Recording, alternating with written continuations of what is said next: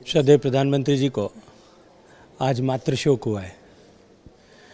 एक व्यक्ति के जीवन में माँ का चले जाना बहुत बहुत बड़ी घटना होती है और उससे जो शून्य पैदा होता है, क्योंकि अभी पिछले ही साल मैं इस दौर से गुजरा हूँ, उससे जो शून्य पैदा होता है वो कई वर्षों तक भरा नहीं जा सकता।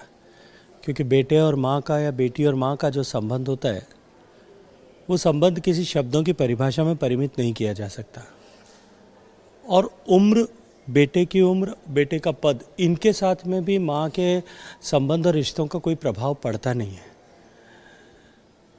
श्रद्धेय नरेंद्र मोदी जी की माताजी स्वर्गीय हीराबा एक कर्मयोगी महिला थी और उन्होंने जिस तरह से खुद जीवन भर कर्म और परिश्रम को अपने जीवन में प्राधान्यता दी, ठीक वही संस्कार उन्होंने माननीय मोदी जी को दिए। और आज इस बात का उद्घाटन एक बार फिर हुआ है। जिन कार्यक्रमों के चलते वंदे भारत ट्रेन को यहाँ से रवाना करने के लिए जोका तक की जो नई मेट्रो रेल परियोजना बनी है उसको हरी झंडी दिखा करके लोकार्पण करने के लिए, नमामि गंगे के मिशन के तहत जो लगभग 2000 करोड़ रुपए की परियोजनाएं पश्चिम बंगाल के लिए बनी हैं, उनके शिलान्यास या उद्घाटन के निमित्त, और नेशनल गंगा काउंसिल की मीटिंग, माननीय प्रधानमंत्री जी ने आग्रह पूर्वक सारी कार्यक्रम एज इट इज़ हों, इनको सुनिश्चित करने के लिए कहा है। केवल इतना सा अंतर कि मैं व्यक्तिगत रूप से नहीं आ पाऊंगा, लेकिन वर्चुअली इन सब कार्यक्रमों में रहूंगा।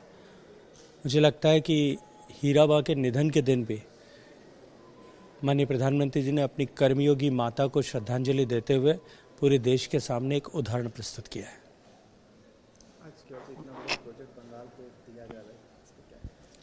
देखिए, गंगा की अविरलता और निर्मलता बनी रहे, माननीय प्रधानमंत्री जी ने 2014 से निरंतर इस पर काम किया है। अब तक लगभग 32,000 करोड़ रुपए की लागत से 408 परियोजनाएं स्वीकृत हुई हैं और उसका प्रभाव जो है अब गंगा के पूरे क्षेत्र में, प्रवाहमान क्षेत्र में दिखाई देता है। अभी हाल ही में यूनाइटेड नेशंस ने जो वर्ल्ड रिस्टोरेशन डिकेड के तहत 160 देशों की एंट्रीज में जो टॉप 10 रिस्टोरेशन प्रोग्राम्स ऐसे चिन्हित किए, उसमें मिशन नमामि गंगे को उन्होंने सम्मिलित किया है। माननीय प्रधानमंत्री जी की प्रेरणा से, उनके सतत मार्गदर्शन से ये संभव हो पाया है।